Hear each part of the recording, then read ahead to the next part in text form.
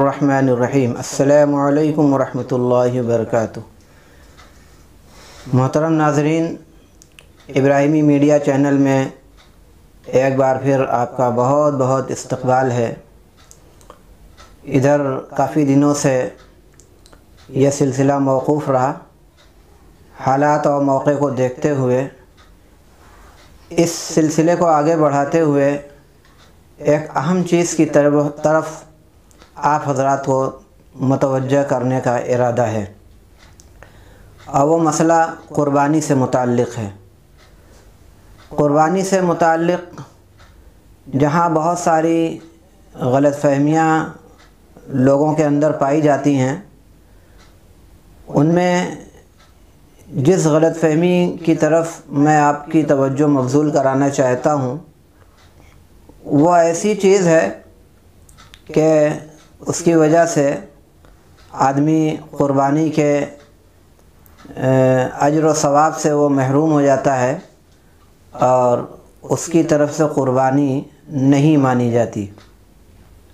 गोया क़ुरबानी उसके ज़िम्मे वाजिब है और उसके बावजूद उसने क़ुरबानी नहीं किया, या ये ऐसा गलतफ़हमी की वजह से होता है। और वो गलतफ़हमी ये है जिसका इज़ाला आज आपके सामने करने जा रहा हूँ कि आम तौर से लोगों के ज़हनों में ये बात हुआ करती है कि मैं हर साल अपनी जानिब से क़ुरबानी करता ही हूँ, चलो इन साल अपनी बीवी के नाम से कर दूँ या अपने फ़लाँ बेटे के नाम से कर दूँ या किसी के ईसाले सवाब के लिए उनके नाम से कर दूँ। तो इस ताल्लुक़ से ये बात समझ लेनी चाहिए कि अगर क़ुरबानी करने वाला बज़ाते ख़ुद साहिब निसाब है, उसके ऊपर क़ुरबानी वाजिब है, तो पहले अपनी जानिब से क़ुरबानी अदा करने के बाद अगर गुंजाइश बचती है तो जिसके नाम से चाहे कर सकता है, लेकिन अपनी तरफ से किया ही नहीं, साहिब निसाब होने के बावजूद और क़ुरबानी का वजूब होने के बावजूद अपनी जानिब से किया ही नहीं और दूसरे लोगों के नामों से ये सोच कर दिया कि चलो हर साल तो अपने नाम से करते ही हैं, तो ये सही नहीं है। पैसा भी खर्च हुआ और अपने नाम से क़ुरबानी भी नहीं हुई, अल्लाह के यहाँ मुजरिम रहा, गुनाहगार लोगों की फ़हरिस्त में उसका शुमार हुआ, क्योंकि अपने वाजिब को उसने अदा नहीं किया और दूसरे के नाम से उसने कर लिया और समझ लिया कि अब मैं बरी ज़िम्मा हूँ। तो इस गलतफ़हमी को दूर कर लेना चाहिए।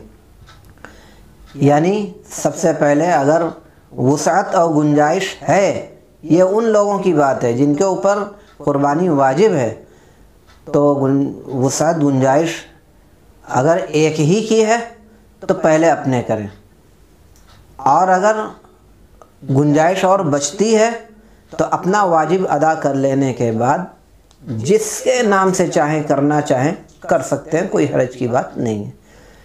लेकिन अगर आदमी के ऊपर क़ुरबानी वाजिब नहीं है, नफ़ल क़ुरबानी कर रहा है, तो उसकी मर्ज़ी के मुताबिक जिसके नाम से चाहे वो क़ुरबानी कर सकता है।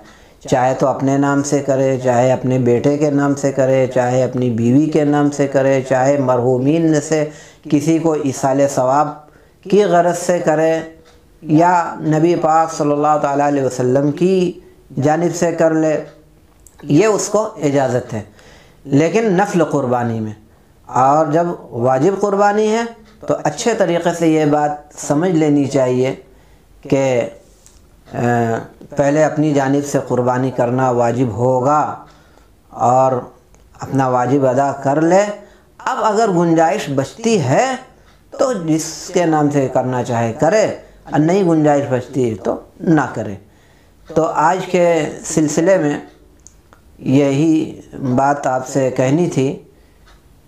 गलतफ़हमी, इस्लाम के अहकाम में गलतफ़हमी का इस्लाम के अहकाम में बाज़ अहकाम में गलत फहमियों का इज़ाला, जिसका इस सिलसिले का उन्वान था। और अल्हम्दुलिल्लाह काफ़ी लंबा ये सिलसिला चला और बहुत सारी कारामद बातें भी इस चैनल के तवस्सुत से आई। तो उसी सिलसिले की ये कड़ी ये भी है कि क़ुरबानी के ताल्लुक़ से जो बातें आपके सामने आईं उस पर गौर करें, फ़िक्र करें।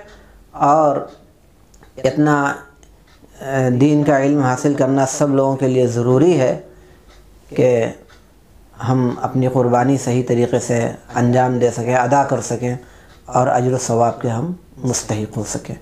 उम्मीद है कि इस पर गौर किया जाएगा और इस गलत फहमी को इज़ाला करने की कोशिश की जाएगी और इस चीज़ को एक दूसरे तक पहुंचाने का भी काम आपके ज़िम्मे है, क्योंकि दीन की बात एक दूसरे तक पहुंचाना और दीन के मसाइल को लोगों तक पहुंचाना, जो लोग जानकारी नहीं रखते उन्हें बताना, ये भी अपनी ज़िम्मेदारियों में से एक ज़िम्मेदारी है।